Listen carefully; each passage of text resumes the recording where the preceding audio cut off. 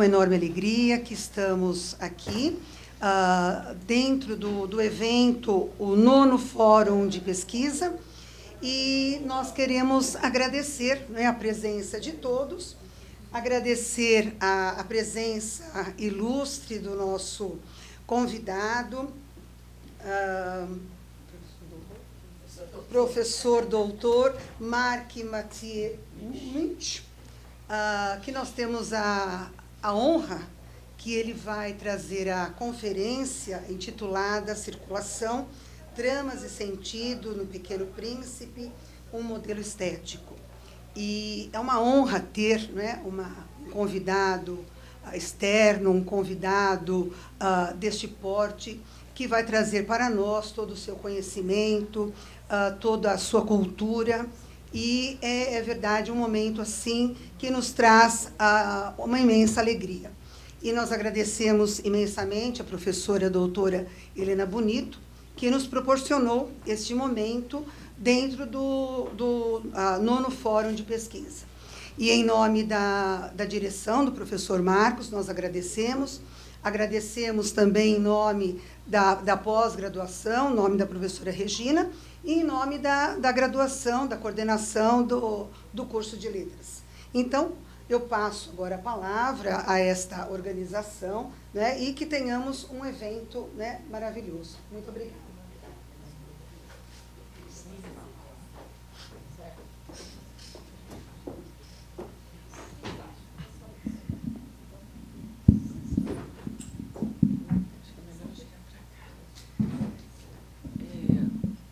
Bom dia a todos. É um enorme prazer para mim apresentar o professor Marc, que é uma pessoa, uma qualidade intelectual, uma pessoa especial que eu conheci e que tive muito prazer em conhecer. Eu vou fazer uma breve apresentação, né, que ele tem um currículo muito vasto.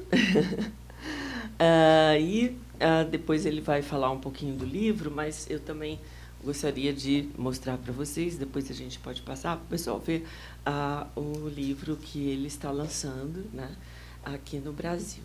Bom, então, o professor Marc Mathieu Munch, ele é professor emérito da Universidade de Metz, e ele seguiu os estudos de música e letras, né? Foi professor de francês em liceu e depois ensinou literatura geral e comparada na Universidade de Metz durante muitos anos. Passou a ser presidente dessa universidade de 1992 a 1995, acho que reitor, né? Isso. Então, a área de pesquisa do professor Marc cobre o romantismo europeu, a história das poéticas e a estética da literatura em geral, né? Tem várias publicações, como o simbólico em Friedrich Kreuzer. Je crois qu'il est allemand ou il est français? Autrichien. Ok. Oh, c'est en allemand. Fala alemão. A história das ideias literárias e da crítica dentro da pesquisa em literatura geral e comparada na França. Pesquisas também sobre história da poética, né? Tem uma publicação, O Plural do Belo, né? Gênese do relativismo estético em literatura, e o efeito de vida ou o singular da arte literária, né? Então, todas essas pesquisas anteriores foram convergidas, né, mais proximamente da nossa época, por essa pesquisa do efeito artístico, né, o efeito de vida, essa proposta tão interessante do professor Marc Mathieu. Eu gostaria de pedir licença para ler, né, essa pequena sinopse da proposta do efeito de vida, e depois o professor diz que vai comentar brevemente, no início do estudo dele, essa postulação também. Então, Leio para vocês. A história da reflexão sobre a beleza artística revela duas postulações opostas e sucessivas. A primeira afirmava que a beleza era um valor absoluto, obediente a regras imutáveis e definidas por critérios de qualidade, a partir dos quais se formulava o julgamento crítico.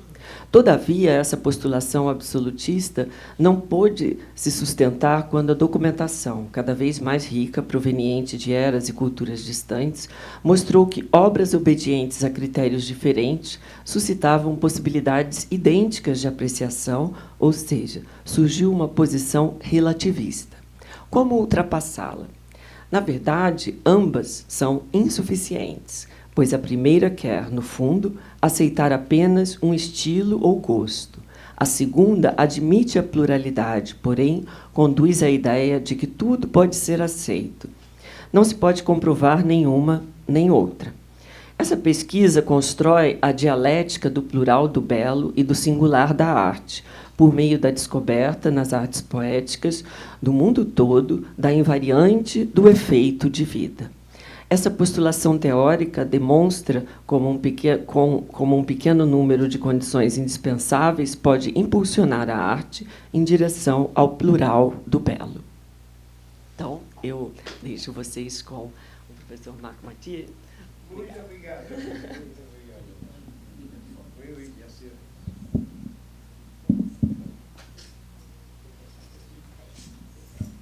Comme ça. Bom dia a todas e a todos. Em primeiro lugar, agradeço aos organizadores do Encontro de Comunicação e Letras, em especial a professora Fernanda Nardi e a professora Manuel de Lima. Agradeço também a professora Cristina Matos pela apresentação e a professora Helena Bonito pela tradução do meu texto e do meu livro A Beleza Artística, que será lançado em breve pela editora Mackenzie. Cumprimento também a professora Helene Prado. Sou teórico da literatura, mas não quero cansar vocês hoje com uma exposição abstrata sobre a teoria que criei e a qual dei o nome de efeito de vida. Prefiro dar-lhes exemplo sobre uma obra-prima que certamente muitos de vocês conhecem, visto que ela é célebre no mundo inteiro, O Pequeno Príncipe, de Antoine de Saint-Exupéry. É a você boa? Un peu plus loin. Saint-Exupéry.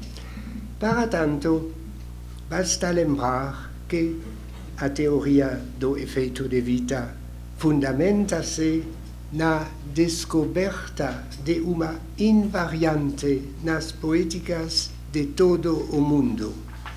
A obra bem-sucedida é aquela que faz nascer no corpo, no espírito e na mente de receptor efeito de vida, isto é, que consegue despertar simultaneamente em torno de determinado tema o maior número possível de sensações em cada de nós.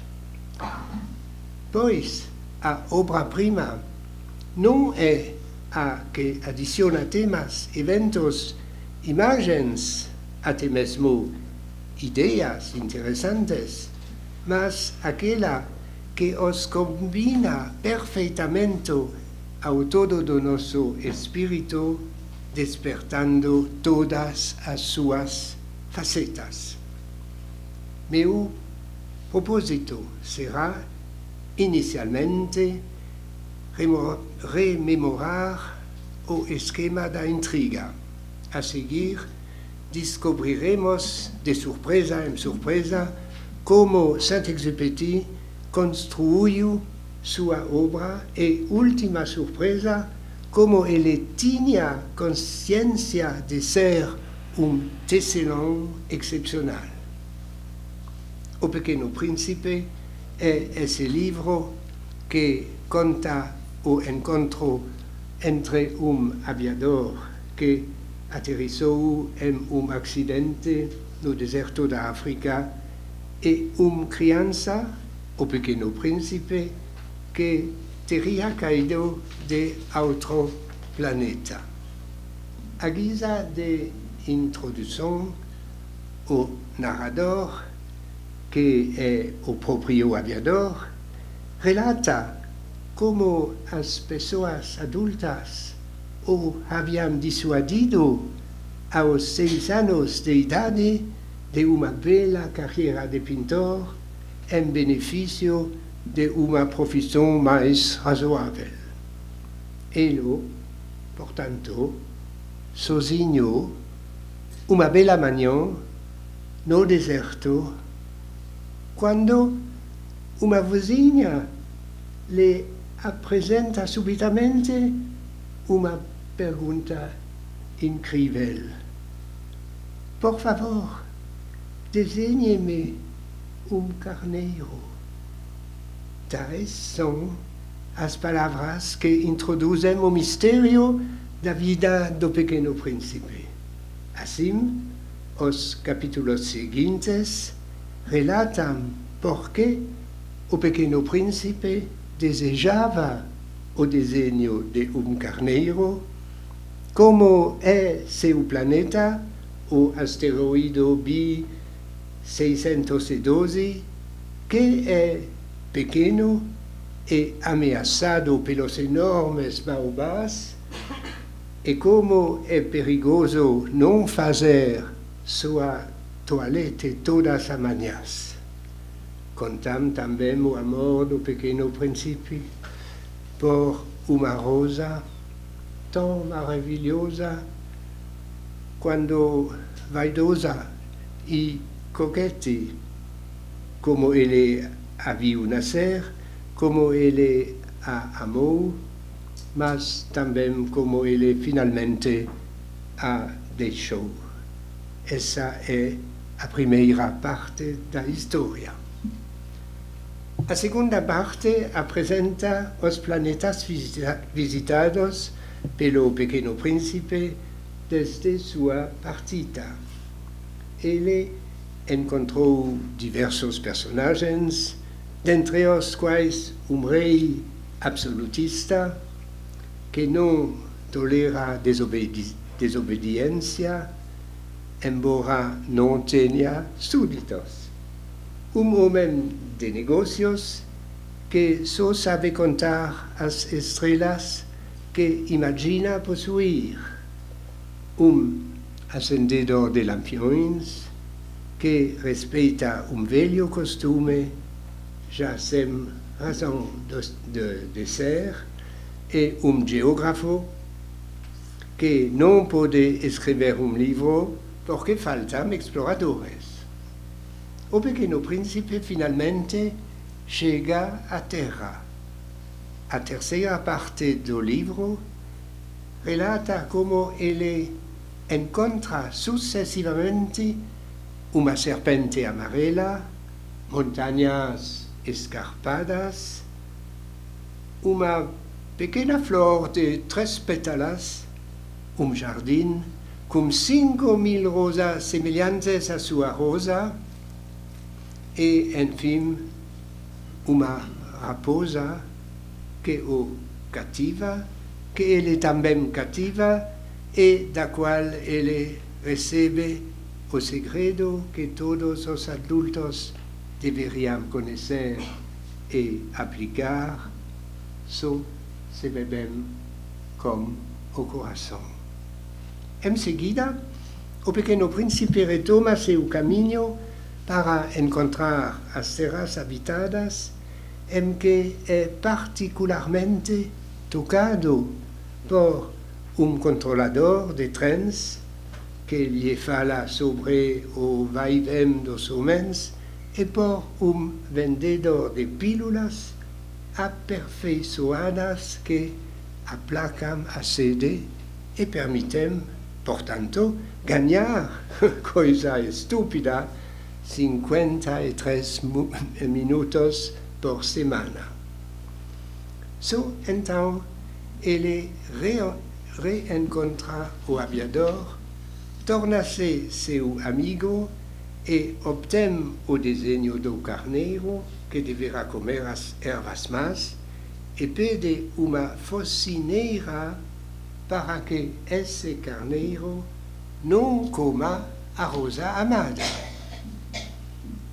E também, nesse momento, que o leitor adivinha que ele quer voltar à sua casa, não graças à migração de pássaros selvagens, como havia sido em sua primeira viagem, mas graças ao bom veneno da serpente amarela. E eis o final da história. Houve apenas clarão amarelo perto de seu tornozelo. Deixado só, o narrador aviador, tendo conseguido consertar seu avião e retornado a seu país, encontra-se feliz e triste ao mesmo tempo.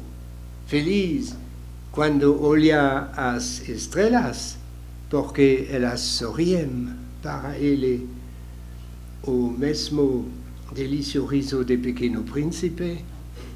Triste quando ele pensa que deixou de desenhar uma focineira e talvez o carneiro tenha comido a flor. Após essa extensa parafrase do Pequeno Príncipe, eu chamo a atenção de vocês para as reticências que concluem essa citação. As reticências são repetidas 10 vezes no último capítulo, que, todavia, tem apenas uma página. Trata-se, evidentemente, de sinal do autor ao leitor para que ele prolongue em si mesmo as confidências que lhe foram feitas e para que ele possa, assim, descobrir a arte admirável, genial, com que o autor teceu as forças que circulam no livro e que enriquecem tão bem o seu sentido com novos aspectos descobertos em cada leitura. Para demonstrar agora como funciona a grande arte de Saint-Exupéry, quero dizer-lhes que ele recorre no início aos procedimentos mais simples e mais clássicos da narração.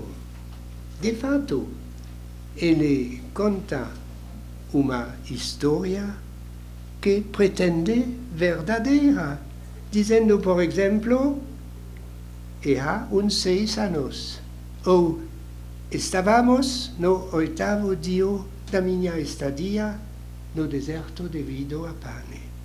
Ele explica a lógica da sucessão dos acontecimentos. Quando eu voltava do meu trabalho, emprega os meios tradicionais, que são o relato, a descrição, o diálogo e a análise psicológica. Escolhe 3 personagens principais e uma série de personagens secundárias que têm papel a desempenhar na vida das 3 personagens principais. Mas, se o tratamento da intriga é completamente simples e claro, logo nele se descobre refinamento técnico que desencadeia importantes consequências. Trata-se de pontos de vista do relato que variam. O primeiro e o último capítulo são relatados do ponto de vista de narrador-personagem que conta ao leitor uma recordação de sua infância e episódio surpreendente de sua vida adulta. Esse episódio começa com as primeiras palavras do capítulo 2, quando, de repente, aparece o Pequeno Príncipe. Isso é tão surpreendente que o narrador, para compreender quem é essa criança, escolhe o ponto de vista do pesquisador que procura indícios significativos. Ele o faz, aliás, muito bem, embora o Pequeno Príncipe nunca responda às suas perguntas. Ele precisa sempre as circunstâncias, dizendo, por exemplo, cada dia eu aprendia alguma coisa nova sobre o planeta, sobre o viagem. Esse ponto de vista se modifica, todavia, quando o Pequeno Príncipe parte para visitar os outros planetas. Torna-se o do autor onisciente que se apaga atrás do que é narrado. Isso permite ao leitor descobrir esses planetas diretamente por meio da visão do próprio Pequeno Príncipe. Mas, assim que ele chega à Terra, o aviador narrador reaparece para acrescentar seu próprio grão de sal ao relato. Entretanto, isso não dura muito e retorna-se ao ponto de vista onisciente para contar o viagem do Pequeno Príncipe na Terra. Ora, a partir desse momento, nova mudança.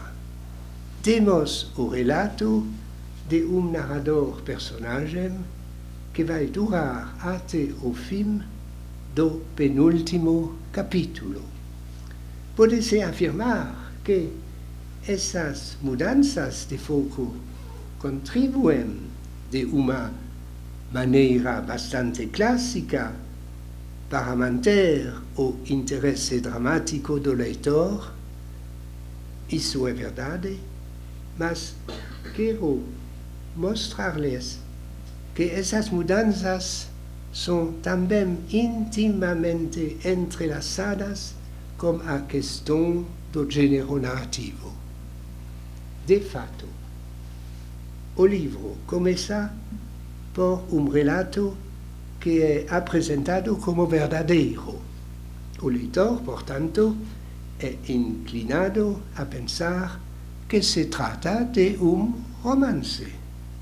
Porém, desde que o Pequeno Príncipe aparece, o leitor mergulha em universo em que flores e animais falam, pode-se voar de planeta em planeta, e em que se pode ver o pôr do sol 1440 vezes em 24 horas, ou seja, no universo de conto de fadas moderno.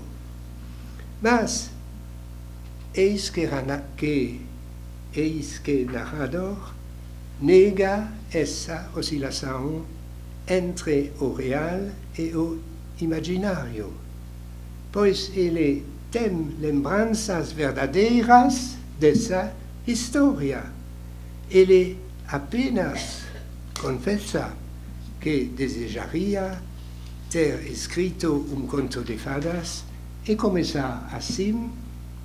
Era uma vez Pequeno Príncipe que morava em planeta pouco maior que ele e que precisa de amigo. Ora, essa oscilação tem lugar simultaneamente à mudança do ponto de vista. Agora, estamos diante de gênero híbrido que é e que não é conto de fadas. É uma história que é e que não é possível. Então, nova surpresa, novo ponto de contato entre o gênero e o ponto de vista, no momento em que a sede se faz sentir, no 8º dia da pane, o Pequeno Príncipe decide procurar poço. Por mais que o aviador lhe explique que isso é absurdo em pleno deserto, eles partem, andam toda a noite e, no dia seguinte, encontram não apenas verdadeiro poço com água, mas poço de cidadezinha completo, com a roldana, o balde e a corda do tipo que não existem jamais em nenhuma parte do deserto. Vocês podem ver que, graças ao trabalho paralelo do texto com os pontos de vista e o gênero, Saint-Exupéry tece juntos no espírito do leitor dois dos grandes domínios do espírito humano, o gosto pelo maravilhoso e o senso do real. Ao aproximá-los e colocá-los em oposição, ele os leva a acreditar na presença, sendo a presença dos grandes segredos de uma obra bem-sucedida.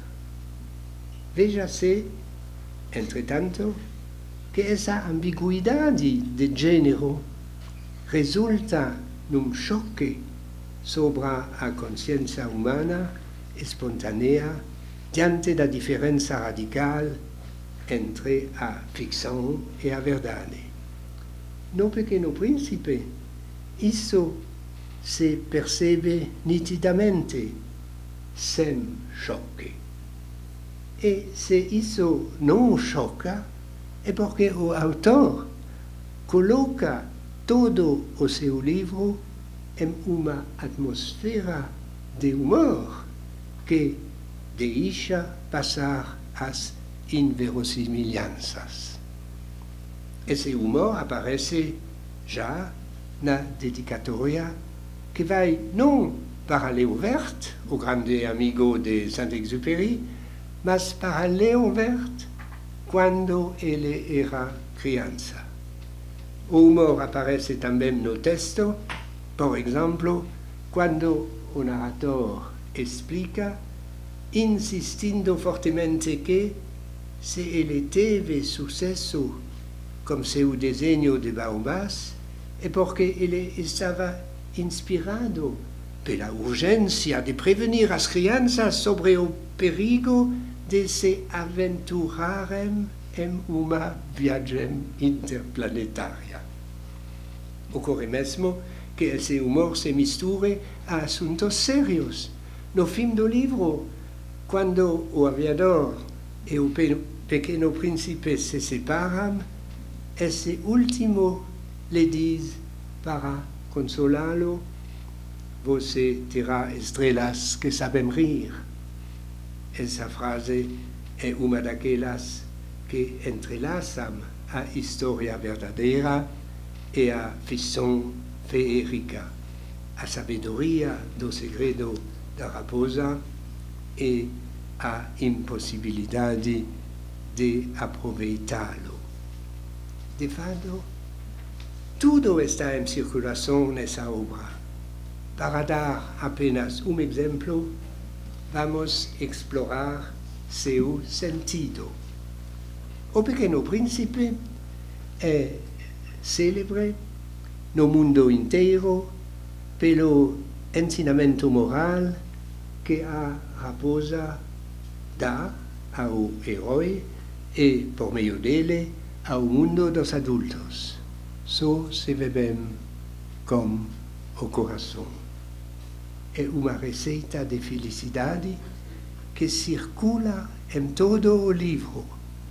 Não é o que acontece com outros personagens secundários, como o rei absolutista, sem súditos, e o homem de negócios.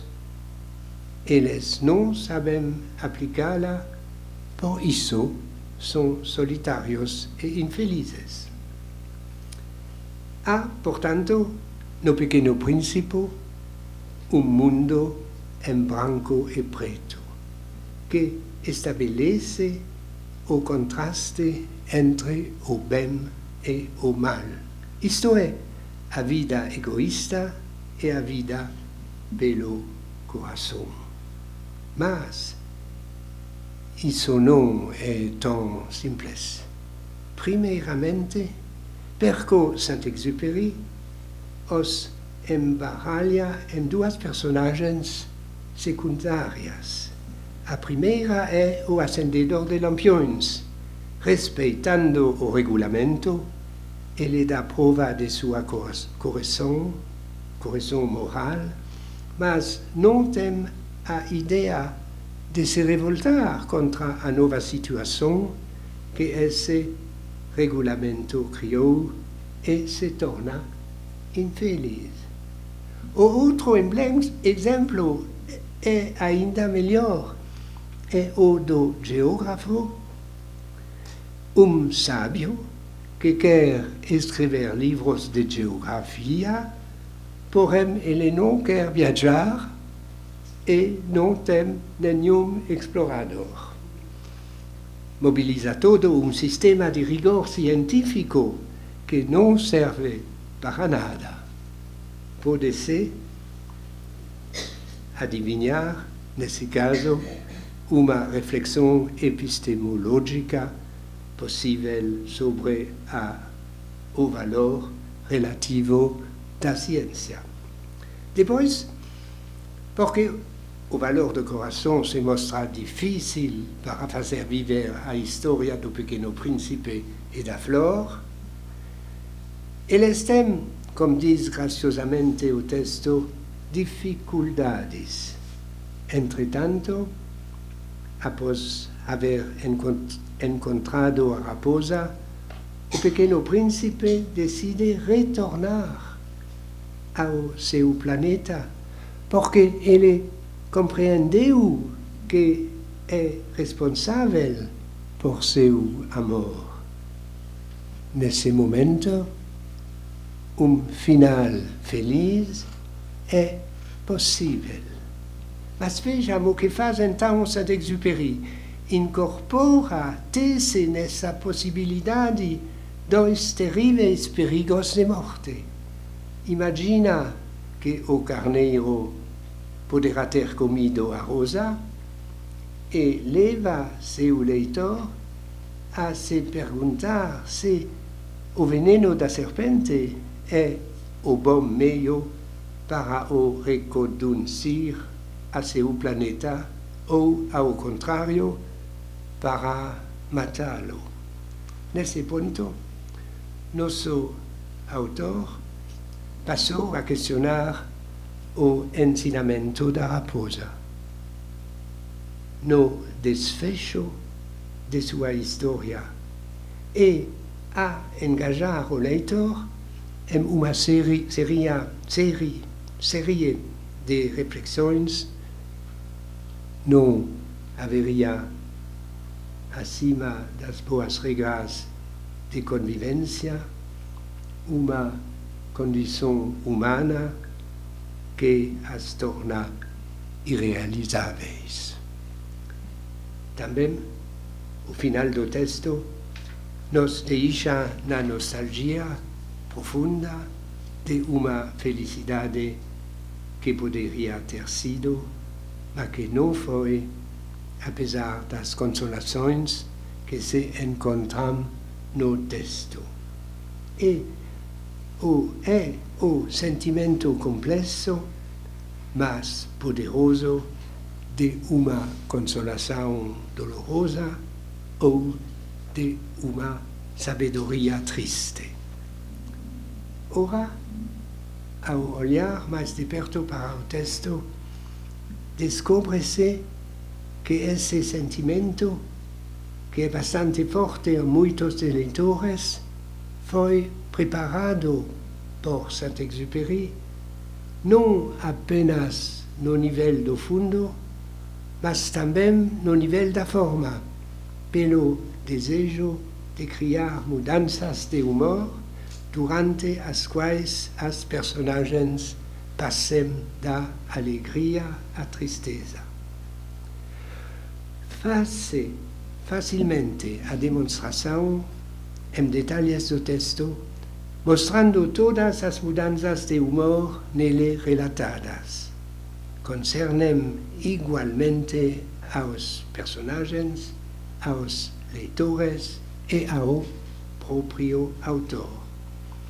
Aparecem desde o início, por exemplo, quando o aviador, completamente embevecido ante a aparição do Pequeno Príncipe, fica irritado porque esse último considerou engraçada sua queda no avião.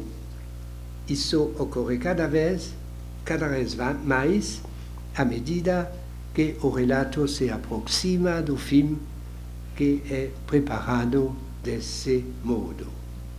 Essas mudanças de humor combinam-se com a alternância entre o humor e a seriedade em entrelaçamento que é magistral.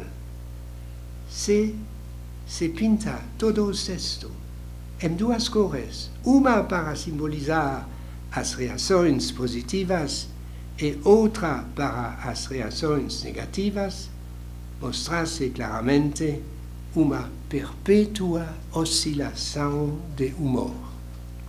Para completar esta análise dos elementos manifestamente escolhidos para despertar todo o corpo, a mente e o cérebro dos leitores, restam-me 4 pontos para estudo.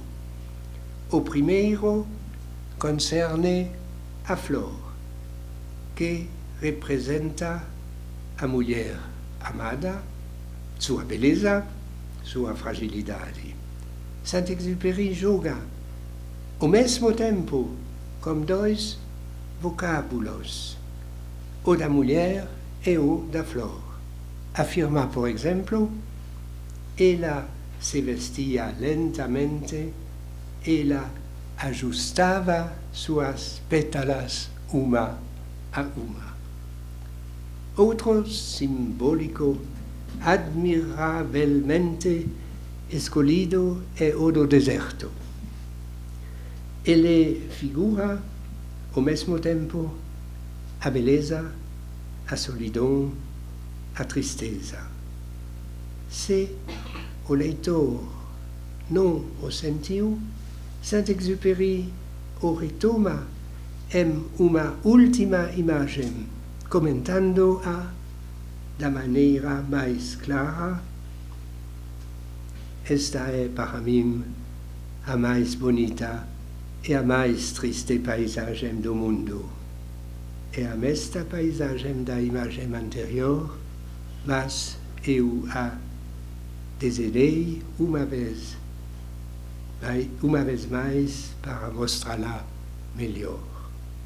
Os outros elementos que são entretecidos com a história do Pequeno Príncipe para torná-la mais concreta são evidentemente as ilustrações.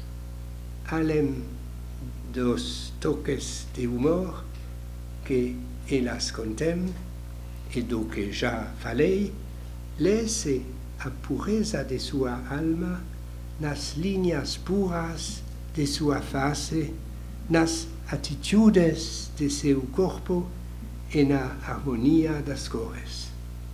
Sobrepôs-se a isso lado fantasista, com uma simplicidade ingenua que se encontra em seus cabelos dourados, revoltos, e em seu eterna echarpe, excessivamente longa para ele. Seria agora o momento de fazer estudo completo de estilo do Pequeno Príncipe. Posso apenas delineá-lo. A pureza da alma do Pequeno Príncipe encontra-se na simplicidade de seu vocabulário e de seu sintaxe. Muito raramente o estilo se eleva a certo lirismo. A propósito do deserto, por exemplo, é verdade, sempre amei o deserto. Pode alguém se sentar sobre uma duna de areia. Não se vê nada, não se ouve nada. E, no entanto, sempre há algo que resplandece no silêncio.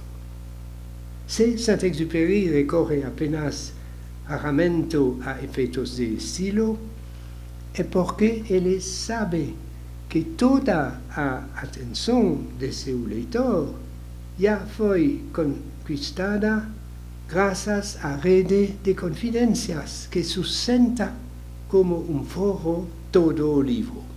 De fato, o eu do autor já está na dedicatória a Leão Verde. E mesmo sua primeira palavra, peço perdão às crianças.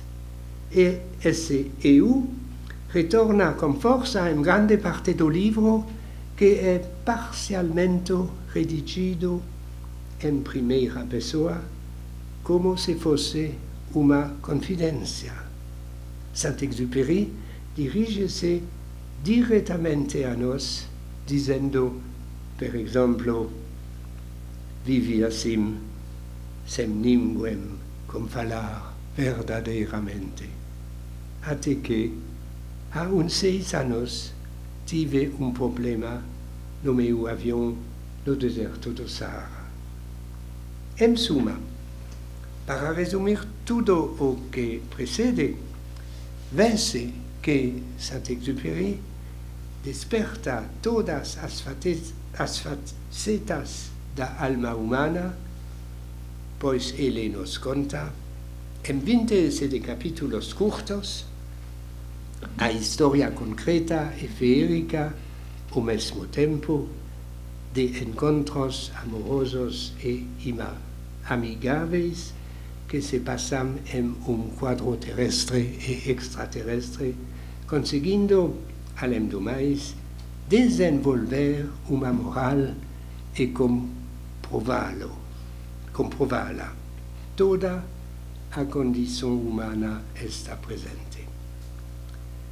Para concluir minha apresentação, resta-me mostrar que se encontram no pensamento de Saint-Exupéry textos que a confirmam. Não é apenas o Pequeno Príncipe que sabe ver carneiro vivo no desenho de uma caixa. O próprio Saint-Exupéry afirma que a arte da vida. A arte da vida. Além disso, ele afirma, em Cidadela, que o escritor deve organizar para o leitor cerimonial de vida, jogo de existência imaginária. Ele precisa ainda sua ideia ao dizer que não é necessário significar as coisas, mas sim capturá-las. A propósito de um poema sobre a primavera, ele acrescenta que não é necessário dizer o que se sabe sobre a primeira, basta o dicionário, mas criá-la em si. Criá-la em si. E eis ainda uma citação bastante clara em que se encontra o verbo entrelaçar, ao qual eu recorri algumas vezes.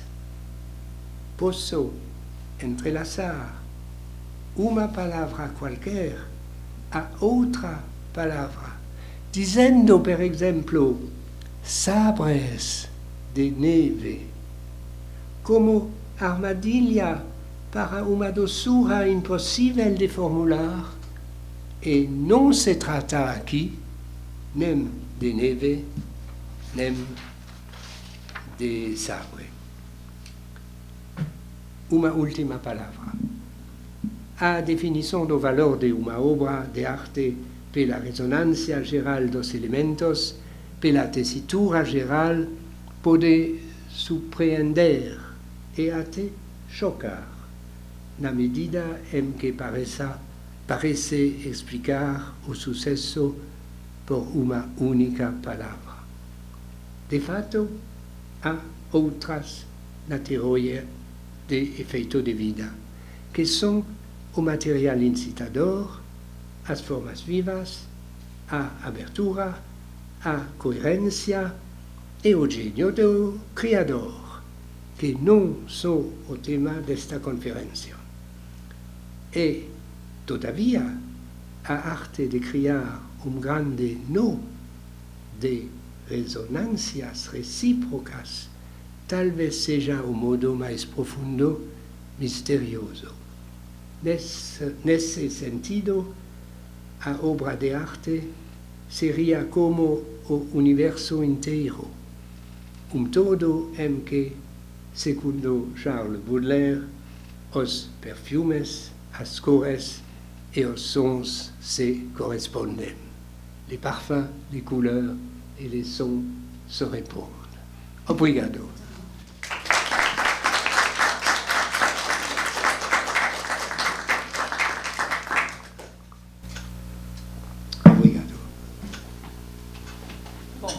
Ninguém está coordenando, é tudo informal. Se alguém quiser fazer alguma pergunta, estamos à disposição.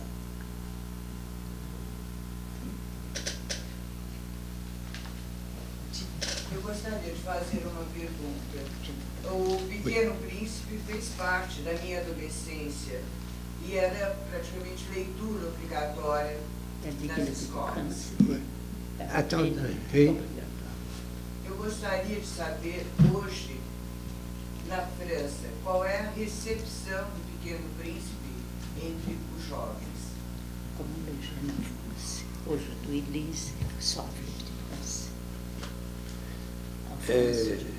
Oui, je vais parler français. Les jeunes aujourd'hui lisent beaucoup Le Petit Prince.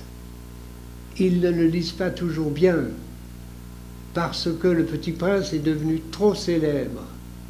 Et on le retrouve sur des tasses à thé, sur des gommes, sur des cahiers. On les retrouve dans des éditions qui sont mal publiées. Et donc, c'est devenu un objet de consommation. Un objet de consommation. Mais, quand on peut en parler avec des étudiants, ils comprennent que c'est l'un des plus grands livres français du XXe siècle.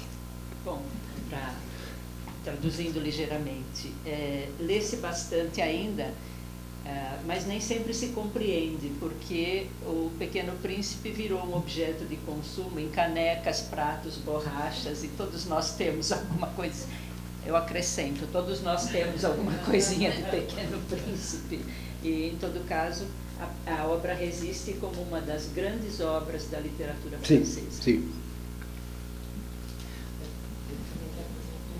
Ah, Não há problema. Bom, pergunto primeiro para ele. Quand j'étais petite, c'était une chose que tout le monde disait, que Le Petit Prince, c'est un livre que quand on a 10 ans, c'est un livre. Oui. Quand on a 20 ans, c'est un autre. Et c'est une chose que tout le monde au Brésil a écouté. Vous pensez que cette possibilité avec les livres est parce qu'il y a des ambiguïtés de la description, c'est ça qui permet qu'on peut lire aux 10 ans et comprendre, mais ce n'est pas la même compréhension qu'aux 40 ans. Vous pensez que c'est Oui, tout à fait. Então, peraí, deixa eu falar. Eu falei para ele que todo mundo conhece no Brasil essa ideia de que O Pequeno Príncipe é um livro que, quando você lê aos 10 anos, é um livro, quando você lê aos 20, é outro livro, né, uma coisa que todo mundo já deve ter ouvido falar. E aí eu perguntei para ele que se ele acha que isso se deve a essas ambiguidades, né, essas oposições do livro, que permitem que uma criança de 10 anos leia e entenda, mas que a de 40 leia e entenda também, mas é outra compreensão. Oui, c'est parfaitement exact. Personnellement, j'ai lu pour la première fois Le Petit Prince en 1946, le lendemain de la publication, et j'ai encore l'exemplaire. Et puis je l'ai relu des quantités de fois jusqu'à l'âge adulte, et chaque fois c'était différent. Et je pense profondément, quand on cherche à comprendre ce que c'est que la réussite dans le domaine des arts, que c'est celle d'un objet ou d'un livre qui réussit à faire du lecteur un co-créateur, plus qu'un collaborateur, un co-créateur. Vous savez, on peut acheter dans les magasins des objets en kit que l'on construit soi-même chez soi. Mais quand on construit l'objet en kit chez soi, c'est toujours le même. Mais quand c'est une œuvre géniale, quand c'est Jean-Sébastien Bach, quand c'est Saint-Exupéry, quand c'est Victor Hugo, quand c'est Pessoa, à mesure qu'on le construit, il se transforme, comme s'il avait un don de vie, de manière à nous plaire encore davantage. Et j'ajoute que l'idée de Efeito de Vida, qui se trouve dans le monde entier sous la plume de tous les grands créateurs, c'est ça que ça veut dire, créer un effet de vie. Pas un effet de réel, mais un effet de vie, c'est-à-dire jouer du piano sur toutes les touches qui sont dans notre corps, esprit, cerveau. Pardon, je suis trop long. Não. Então, ele falou que ele leu, né, O Pequeno Príncipe quando ele era pequeno, e ele já leu muitas vezes depois, e realmente é outro livro, e eu preciso me lembrar de tudo agora que ele falou. E ele disse que ele acha que isso é um efeito das grandes obras que fazem do leitor um coautor, né? Me ajuda se eu estou esquecendo alguma coisa. E ele acha que isso tem tudo a ver com o efeito de vida, né? Porque aquilo é como esses kits, essas coisas de montar que a gente compra, e que tem uns que você monta e é sempre o mesmo resultado. Você vai montar sempre a mesma coisa, como, sei lá, um quebra-cabeça e tal. Mas que outros, né, como, por exemplo, eu pensei em Lego, você vai montar e aquilo vai ser seu também. É uma obra, uma construção sua também. E a parte final eu esqueci. O efeito de vida. Sim. Efeito de vida. Et comment est-ce que ça fonctionne? Eh bien, ça fonctionne justement parce que les œuvres savent créer des ponts à l'intérieur de l'esprit entre une chose et une autre. Pourquoi est-ce que le plus important de toutes les figures, la plus importante de toutes les figures en littérature, c'est la comparaison?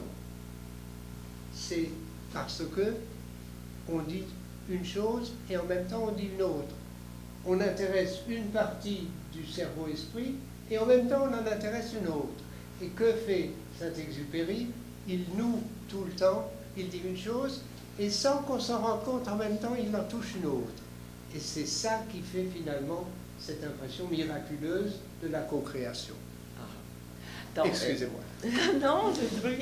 Ele disse que essas obras elas têm essa qualidade de colocar esses nós, né, essas ambiguidades. Diz uma coisa, mas ao mesmo tempo diz outra. E vai coletando essas correspondências, né, ele até citou o correspondance do Baudelaire, ao final, que vão permitindo que a própria pessoa acesse as conexões, né, as correspondências. E ele acha que isso é o efeito de vida. Você permite ali algumas indicações de correspondências que o próprio leitor vai fazer. Ele diz que esse é o efeito de vida, é a essência, né, dessa coautoria, né? Não sei se eu falei bem. Pode até completar, se a gente traduzir só uma parte. Por favor. Je crois que vous connaissez Oui. bien un fait qui a toujours fait partie de préjugés contre le femme, c'est que, surtout s'il s'agit d'une belle femme, le femme qui participe de ces concours de beauté, donc tout le monde, Miss Monde, Miss Univers, quand on leur demande, on leur demandait, ça a changé maintenant, qu'est-ce qu'elle lisait? Elle lisait Le Petit Prince. Et il y a pas mal de photos de ce belle femme avec Le Petit Prince, comme ça, à côté.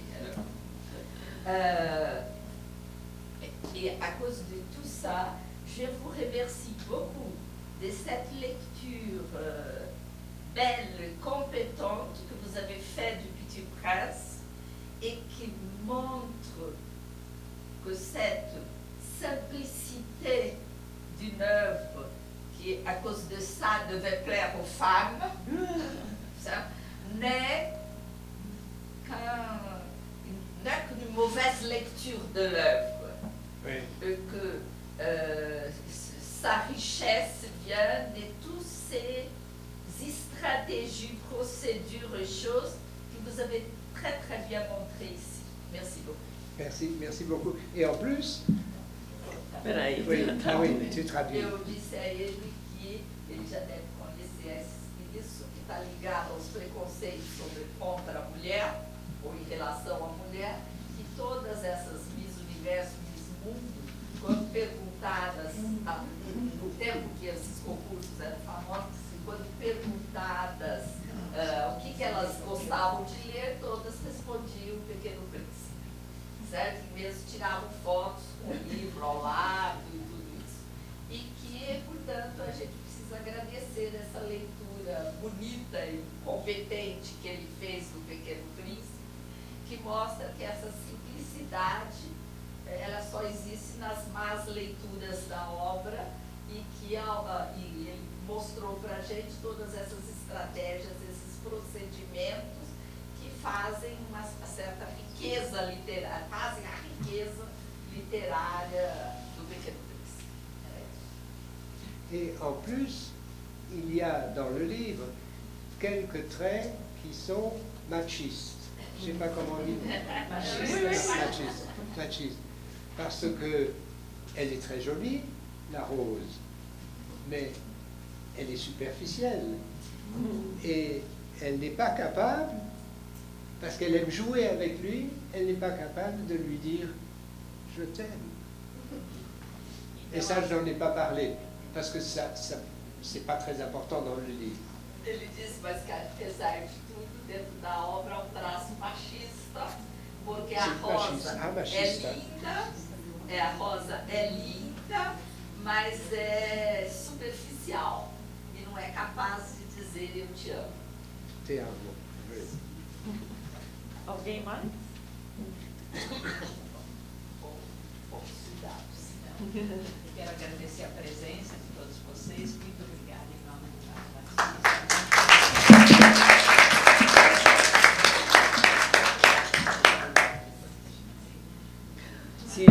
Se vocês quiserem conhecer, assim, uma pré-lançamento, o livro, não pode levar, que é meu, tá? Mas pode Você nenhum, nem ele nem eu. Nós só recebemos 8 e já foram pessoas muito queridas durante a Brasília. Então, o exemplar da Cristina é o único. Mas se vocês quiserem, já tem uma palhinha para o lançamento. On peut peut-être dire aussi que Ah, ele também quer falar. nous avons un site. Ah, S'ils cherchent la théorie de l'effet de vie, il y a un site. S'ils cherchent effet de vie, ils trouvent. ele ressaltou, pessoal, que ele também tem um site, né, que se vocês procurarem na internet o efeito de vida, vocês vão encontrar o site com elementos sobre essa teoria dele.